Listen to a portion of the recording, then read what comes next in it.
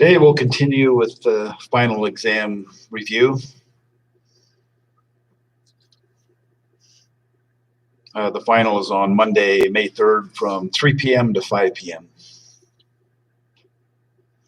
Also remember the final exam is on Newton.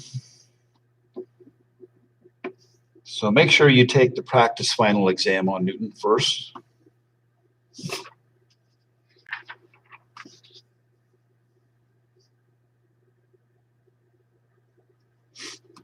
So we're up to number 11 on the sample final exam, part 2. Solve the equation x plus 5 squared equals 23. Here we can just apply the square root property, and applying the square root property, we get x plus 5 equals positive and negative square root of 23. And then subtract 5 from both sides. We'll write it as x equals negative 5 plus and minus the square root of 23. So we get 2 solutions. The next problem is an absolute value equation. Solve 6 plus the absolute value of x plus 7 equals 9. First, we want the standard form with the absolute value by itself. So we subtract 6 from both sides, and we get the absolute value of x plus 7 equals 3. Then we apply the definition of the absolute value. If the absolute value of a number is 3, then that number could be 3. The other possibility is that the number is equal to negative 3. And then solve each of those for x. Subtract 7. One solution is negative 4, and the other solution is negative 10.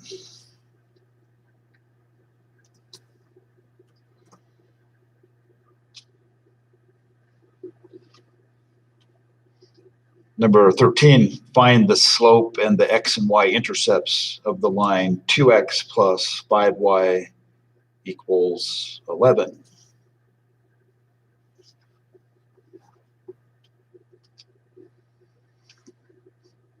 A couple of ways to find the slope.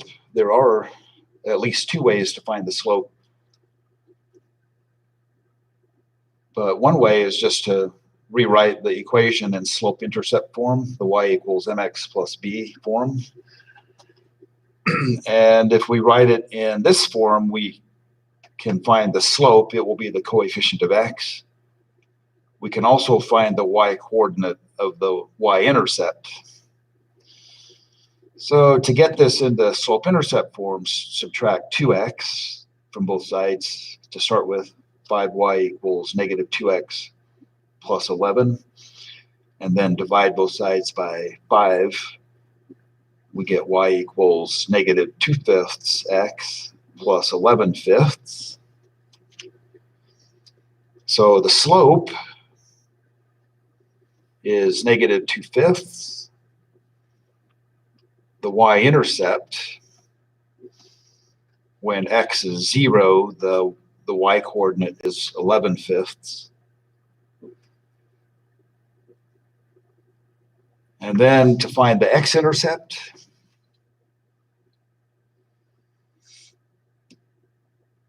so remember every x-intercept has a y-coordinate that's equal to 0. So in the equation,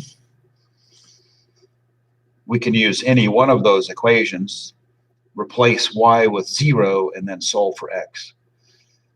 But if we just use the original equation, replace y with 0, we get 2x equals 11, and then divide both sides by 2, we get x equals 11/2. Okay, so remember that the intercepts are ordered pairs. So you have to write them as ordered pairs.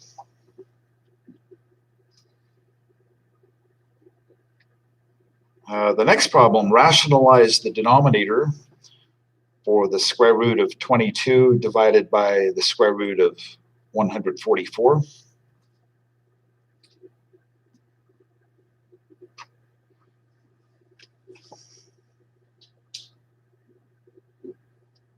So the square root of 22 over the square root of 143.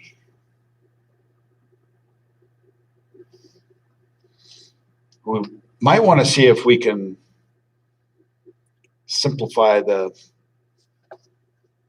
quotient 22 over 143. Well, let's see. Let's rewrite the square root of 22 as the square root of 2 times the square root of 11 using the prime factorization. And 11 goes into 143 13 times. So this is the square root of 13 times the square root of 11. And then the square root of 11 divided by the square root of 11 equals 1. And we still have to rationalize the denominator. So the next thing to do is multiply by 1 in the form the square root of 13 divided by the square root of 13. And then in the last step, we get an expression with a rational number in the denominator. In the numerator, the square root of 2 times the square root of 13 is the square root of 26. And in the denominator, the square root of 13 times the square root of 13 is 13.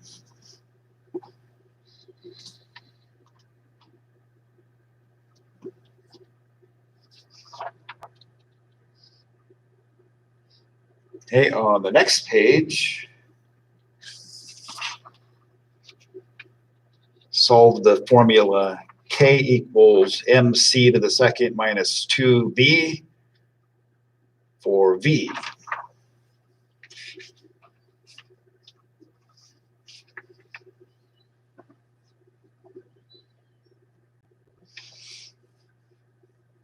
Well, there's more than one way to go about it.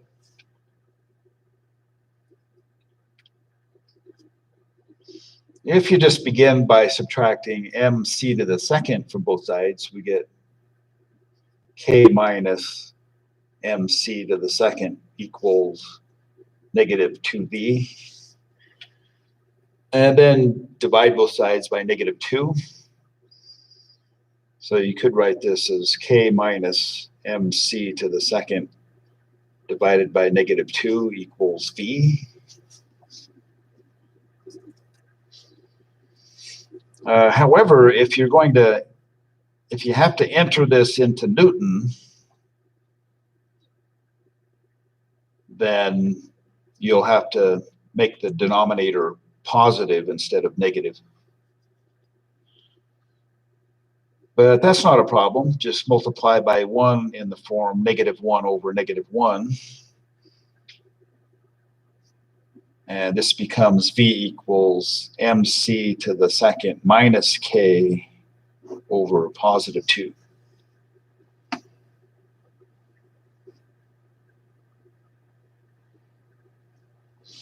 Well, if you want to avoid that from the start, you can. So if we start by adding 2v to both sides, so we get k plus 2v equals mc squared, then subtract k from both sides, we get 2v equals mc squared minus k, and then divide everything on both sides by 2, we get v equals mc squared minus k over 2.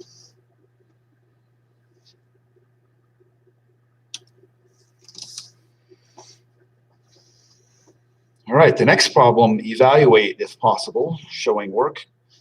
16 to the -5/4.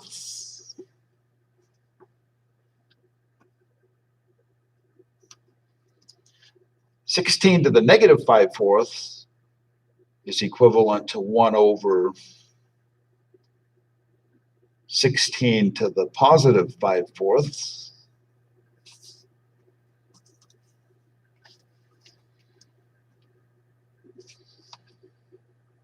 And if you have a number raised to an exponent that's a fraction, then the denominator of the fraction is the root of the base number that you want to find. So we want to find 16 to the 1/4, and then when we find 16 to the 1/4, we'll raise that number to the 5th power. So if you remember, everything in this class works out pretty nicely. 16 to the 1/4. So what number would you have to raise to the 4th power to get 16? Yeah, the number is 2. The 16 to the 1/4 is 2. So this becomes 1 over 2 to the 5th. And 2 to the 5th is just 2 times 2 times 2 times 2 times 2, which is 32. So we end up with 1 over 32.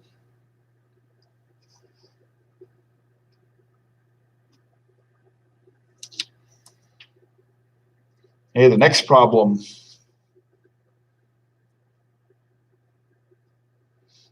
Simplify expressing the answer using positive exponents only. In the numerator, we have x to the -2 times y to the 11th. In the denominator, we have 7 times x to the 5th times y to the -4. So let's simplify what's inside the parentheses first. The numerator already has y to the 11th, so I'll just leave y to the 11th in the numerator. The denominator has y to the -4. That's equivalent to having y to the +4 in the numerator.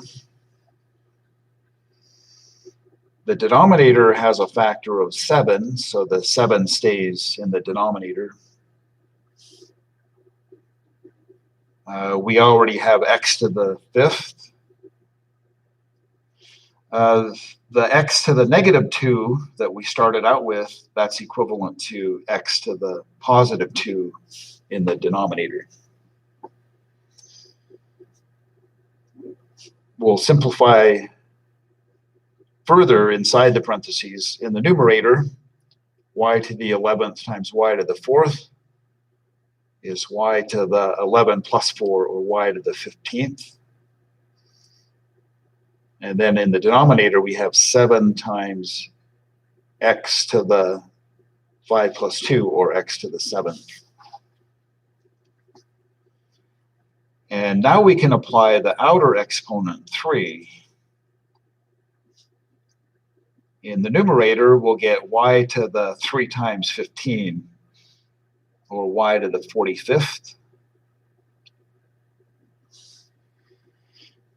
In the denominator, we get 7 to the 3rd times x to the 3 times 7, x to the 21st. And then we should evaluate 7 to the 3rd, 7 times 7 times 7 is 343. So there is our final answer, y to the 45th over 343 times x to the 21st.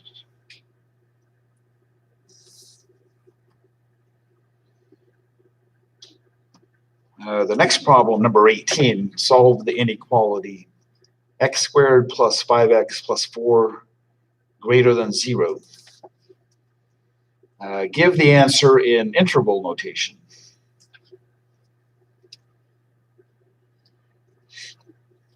Okay, we want to find the endpoints of the intervals. So to find the endpoints, we solve an equation. Solve the equation x squared plus 5x plus 4 equals 0.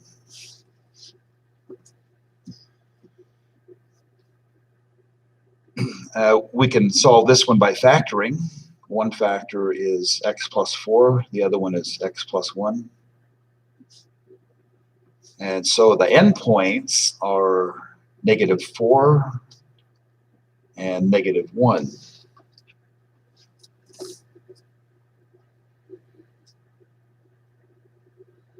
On the number line, -4 is to the left of -1. So we test the intervals.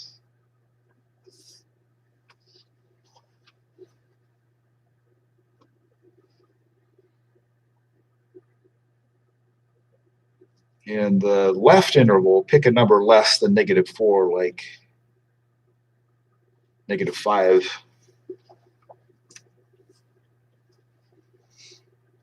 And then now we're going to test this in the inequality. So -5 squared is 25, plus 5 times -5 is -25, plus 4 greater than 0. So that's going to be true because 4 greater than 0 is true. In the second interval, pick a number between -4 and -1. So I'll pick -2. And in the inequality, -2 squared is 4. And 5 times -2 is -10. So 4 minus 10 plus 4. So 4 minus 10 plus 4 is -2. The inequality -2 greater than 0 is false.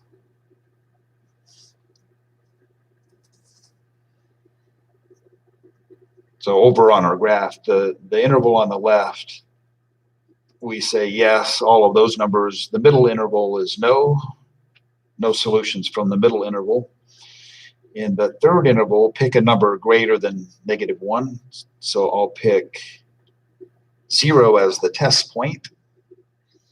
And then in the inequality, replace every x with 0, we get 4 greater than 0, which is true. So all of the numbers greater than -1 are solutions. We're going to exclude the endpoints because the inequality does not have the or equal to part. So we exclude the endpoints.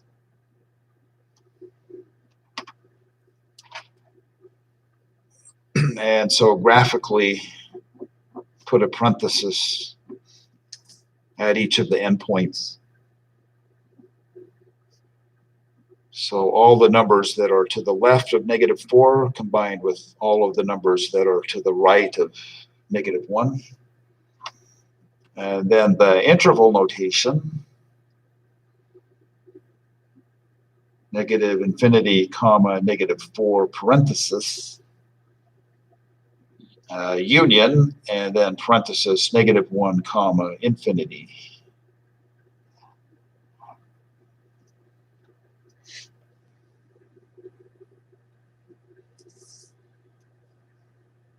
All right, the next problem, simplify the square root of 216x to the 14th. So assume that x is a positive number. So that just means that in our answer, we don't need to use absolute values. Okay, to simplify the square root of 216x to the 14th, we want to find the largest factor of 216 that is a perfect square. So what is the largest factor of 216 that's a perfect square?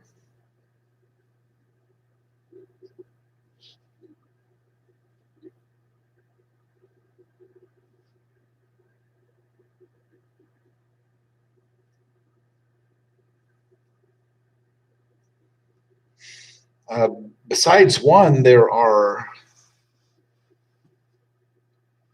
more than one factor of 216 that's a perfect square. 1 is a perfect square, but 1's a factor of everything. But there's more than one perfect square factor of 216 that is greater than 1. But we want to find the largest perfect square factor of 216.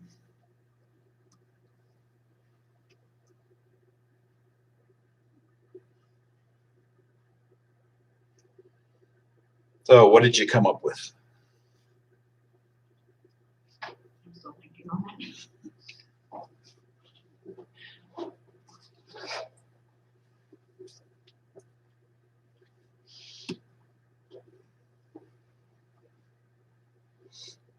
Well, you might notice 216 is divisible by 4.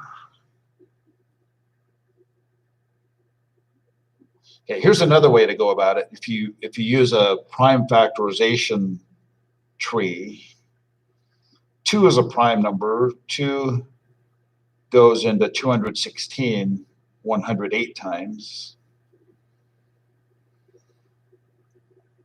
2 goes into 108 54 times.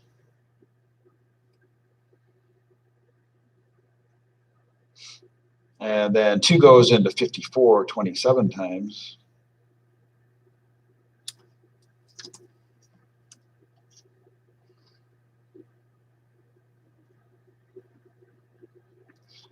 Uh, 27, I'll just write all 3 factors at once. 3 times 3 times 3.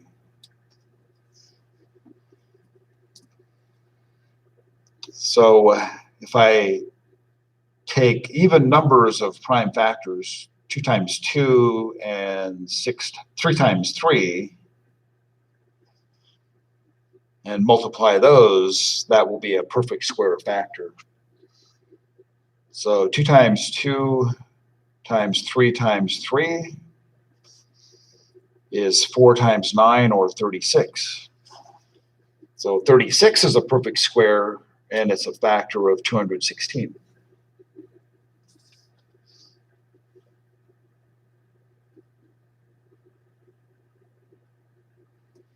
Okay, so we rewrite the square root of 216 x to the 14th.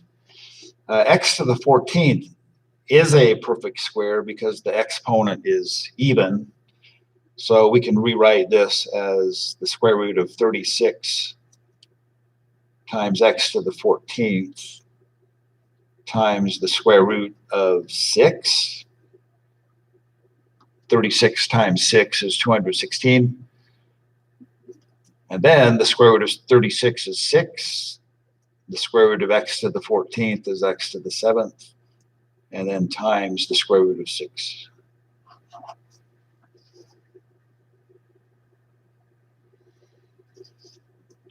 In the next problem, find all solutions to the equation 7x squared minus 14x equals 11, or equals 0, 7x squared minus 14x equals 0.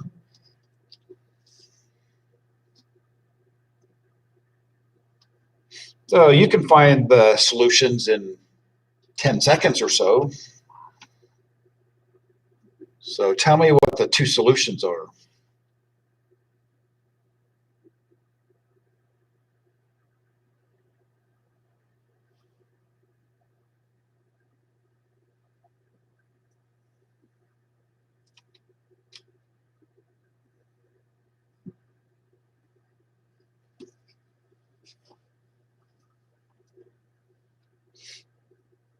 All right, what method do you want to use to solve this?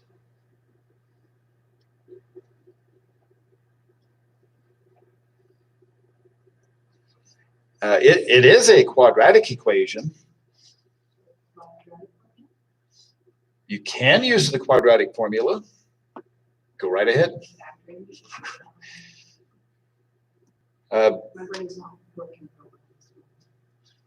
But I think the easiest thing to do is to solve by factoring. And remember the first step in factoring. If you momentarily forget the first step in factoring, it might be confusing. But what's the first step in factoring? Yeah, factor out the greatest common factor. What's the greatest common factor? 7 is a factor. Anything else? 7x. Yeah, 7x. So factor 7x out of both terms, and we get 7x times x minus 2. And you can always check your factoring by multiplying. So everything seems to be working out. And then when we're solving by factoring, provided that one side is 0, we set each factor equal to 0. So 7x equals 0, and x minus 2 is 0. If 7 times x is 0, we divide both sides by 7, and we get x equals 0 for one of the solutions, because 0 divided by 7 is 0. And the other solution, add 2 to both sides, we get x equals 2. So we have two solutions, x equals 0 and x equals 2.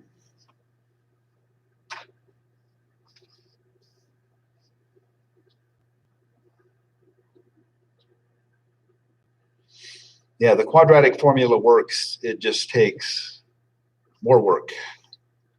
But you can do it that way if you want. Okay, the next page.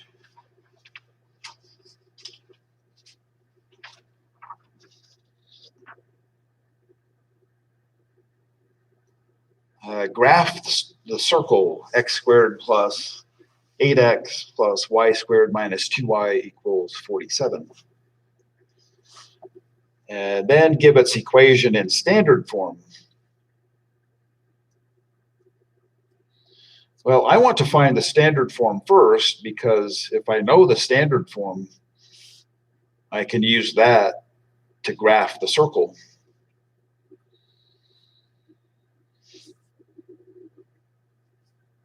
So we have to create perfect square trinomials.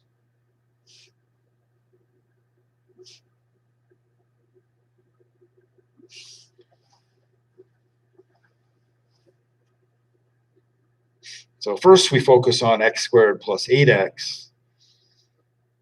Since the coefficient of x squared is 1, we can easily find a number to add to x squared plus 8x that will create a perfect square trinomial. And then for y squared minus 2y, since the coefficient of y squared is 1,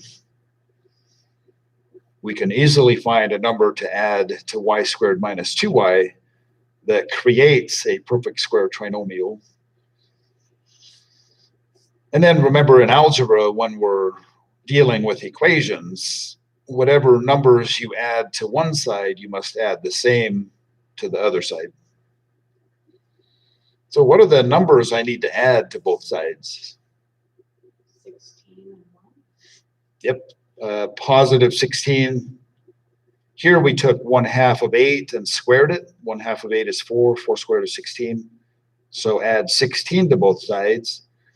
And then y squared minus 2y. 1/2 of negative 2 is negative 1. When you square negative 1, you get positive 1. So we add positive 1 to both sides. And then we can write the standard form. X squared plus 8x plus 16 is x plus 4 squared. And y squared minus 2y plus 1 is y minus 1 squared. And then on the right-hand side is the radius squared. 47 plus 16 is 63. 63 plus 1 is 64. The center is the ordered pair -4, +1. And the radius is the square root of 64, or 8. Well, I don't have a lot of space to graph the circle. If you've been doing the homework in Newton, you know how to graph circles in Newton. The practice final exam also has the graph of a circle. So let's see, -4, 1.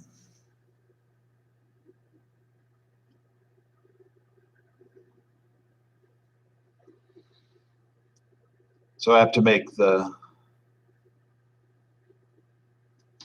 graph pretty small because the radius is 8.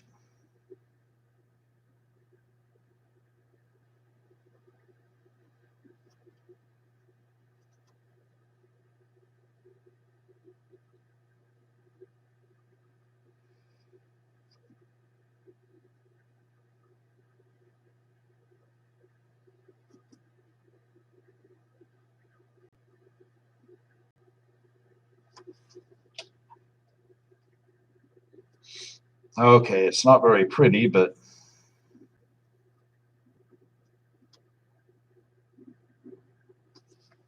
there's my graph.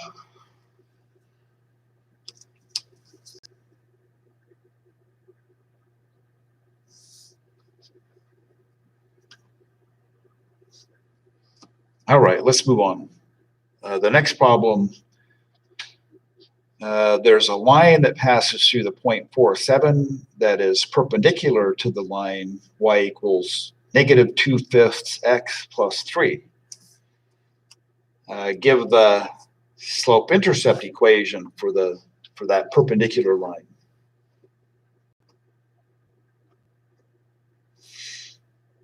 So we want to first find the slope of the perpendicular line.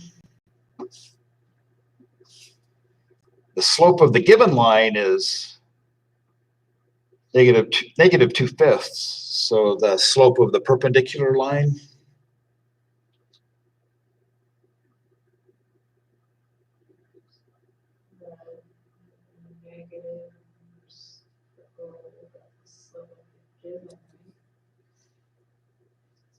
yeah, the given line has a slope of -2/5. So any line that's perpendicular to that is, the slope is the negative reciprocal.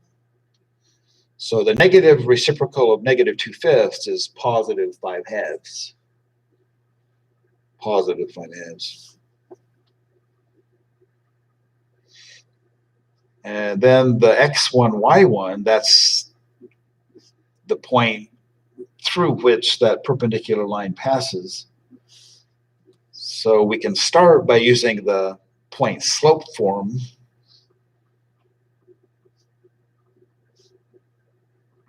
the point slope equation, y minus y1 equals m times the quantity x minus x1. So in this case, we have y minus 7 equals 5/2 times the quantity x minus 4. The directions do ask for the slope-intercept form, so we have a couple of more steps. We want to get this into y equals mx plus b form. So first, distribute multiplication by 5/2, so we get 5/2 times x, and then minus 5/2 times 4,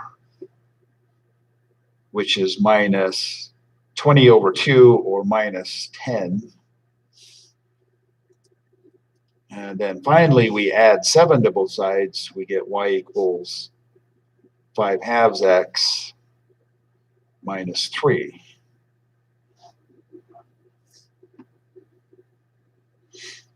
So there's a way that you can test that you have the right equation. Well, the slope of this line, 5/2, that is the negative reciprocal of negative 2/5. And then you can check that the ordered pair 4/7 is a point on this line. When x is 4, 5/2 times 4 is 10. 10 minus 3 is 7. And the y coordinate is 7. So everything checks out on that one. Okay, the next problem, completely factor the polynomial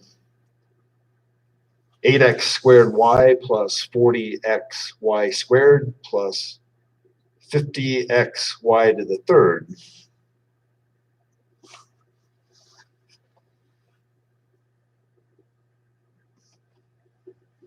So we always remember the first step in factoring.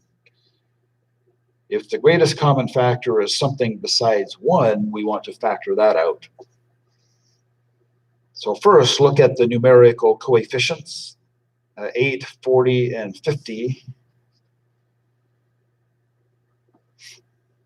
Well, they're all even, so at the very least, 2 is a common factor. So 2 times 4 is 8, 2 times 20 is 40, 2 times 25 is 50. So the greatest numerical factor is 2.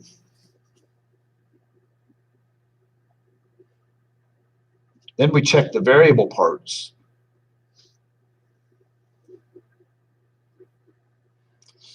So this one, well, to make this work, I'm going to change the problem. This should be x to the third instead of x to the second. So change the exponent to x to the third, and then factor x out of all 3 terms. X is a common factor. And then each of the 3 terms has at least one factor of y. So 2xy is the greatest common factor.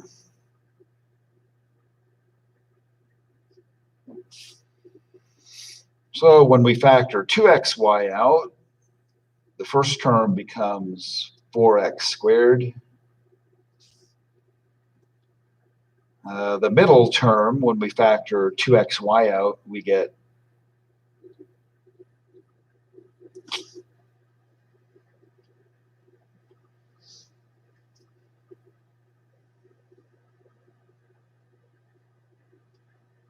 just get 20y. So I'm going to change the middle term too. I want this one to be 40x squared, y squared. Tell you what, let's rewrite this so that it's 8x to the third y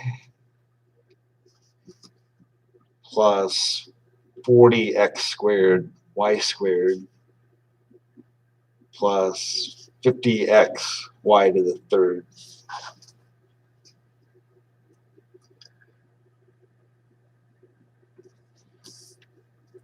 Then 2 is a common factor of all three terms. X is a common factor of all three terms, and y is also a common factor. And then when we factor 2xy out, this will become 4x squared.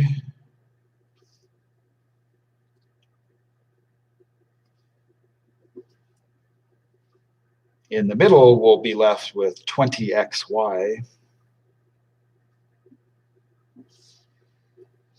And on the right, we'll be left with 5y, or 25y squared.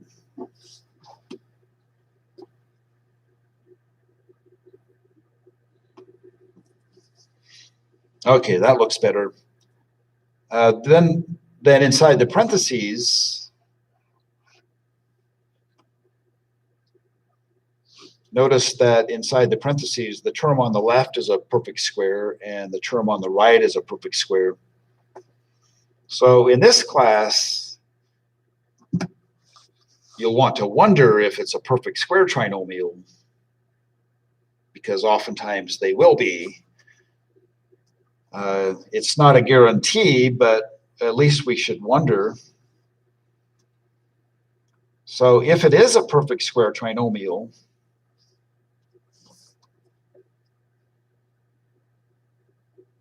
then it has this form, a squared plus 2ab plus b squared.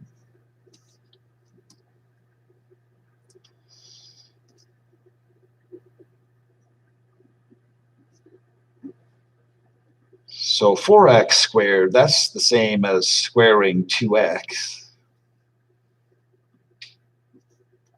And the third term, 25y to the second, that's the same as squaring 5y. So we want to see if the middle term has the right form. The middle term has to have the form 2ab, where the term on the left is a squared and the term on the right is b squared. So we want to know if 20xy is the same as 2 times 2x times 5y. And it is. 2 times 2x is 4x. 4x times 5y is 20xy. So this is a perfect square trinomial. The two factors of a squared plus 2ab plus b squared are a plus b times a plus b.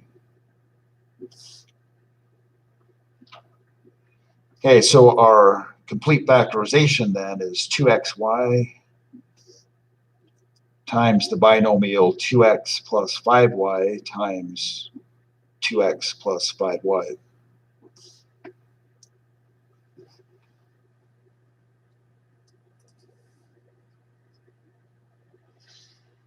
Okay, the next problem has to do with a right triangle. The length of a rectangle is 4 times its width, and the hypotenuse is 3 feet more than the width. Find the length of the hypotenuse and round to the nearest tenth if necessary.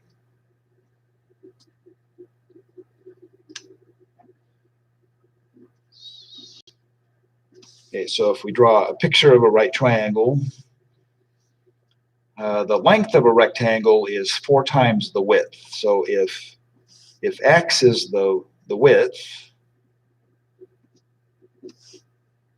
measured in feet, then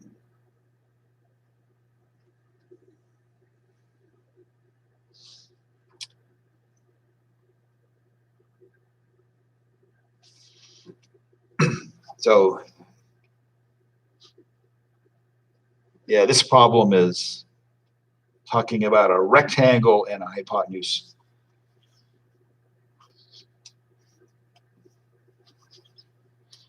So we'll draw a rectangle, label the width x.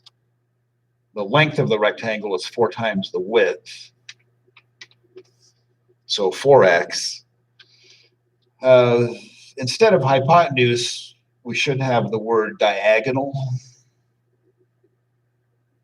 The diagonal of the rectangle, which is the same as the hypotenuse of the right triangle formed, but a more appropriate word here is diagonal.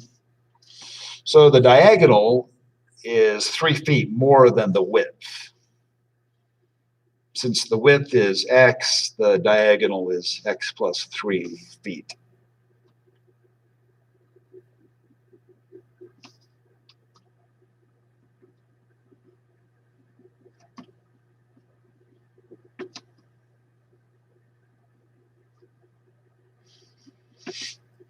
But we still can use the Pythagorean theorem because we have a right triangle to work with. So we want to find the length of the diagonal and round to the nearest tenth.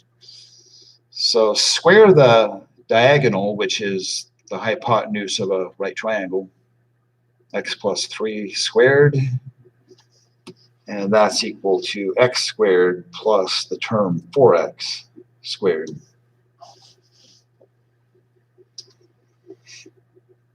Okay, so this is just a quadratic equation. When we square x plus 3, we get x squared plus 6x plus 9. And on the right-hand side, we get x squared plus 16x to the second for a total of 17x to the second. So we'll make the left-hand side 0 by subtracting x squared and subtracting 6x and subtracting 9. And so on the right-hand side, 17x squared minus x squared is just 16x to the second. And then minus 6x minus 9.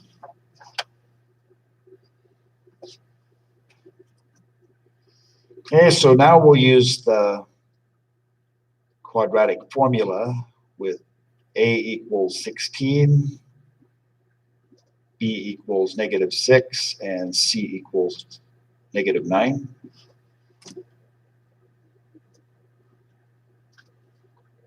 And so we get x equals the negative of negative 6 plus and minus the square root of the number negative 6 squared minus 4 times 16 times negative 9, all divided by 2 times 16.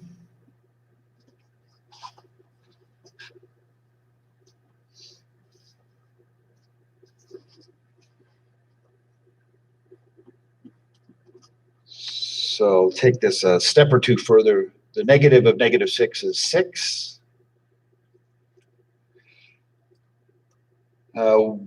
We can tell that the solution that we want is the one that we get by adding, since the one that we're going to subtract, the solution we get by subtracting will be a negative number. So let's just write 6 plus the square root of this number. So the number negative 6 squared is 36. And since we're subtracting a negative, we'll be adding 4 times 16 times 9. So 64 times 9 is 576. And then we're dividing by 32.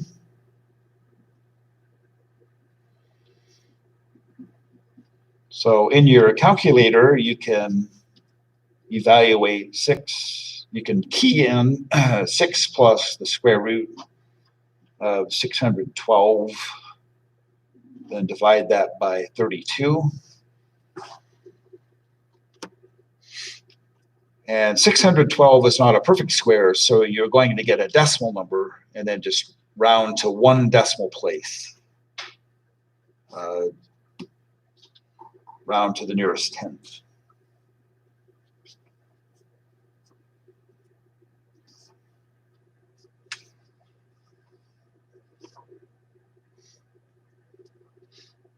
Okay, we have about a minute left. We might be able to finish the next problem, number 25. If not, then we can wait till tomorrow. So simplify the square root of 20x to the second y over the square root of xy to the second.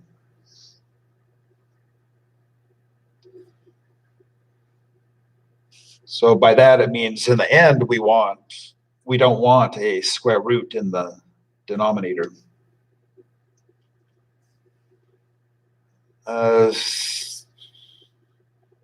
So you don't need to do this, but you can write this as a single square root of 20x squared y over x y to the second. And then if we cancel one factor of x from the numerator and denominator, we'll get 20x. Y squared is already a perfect square. So strategically, it would be better to leave the y squared there. And we'll go ahead and finish this tomorrow. We're out of time, so go ahead and sign in for attendance.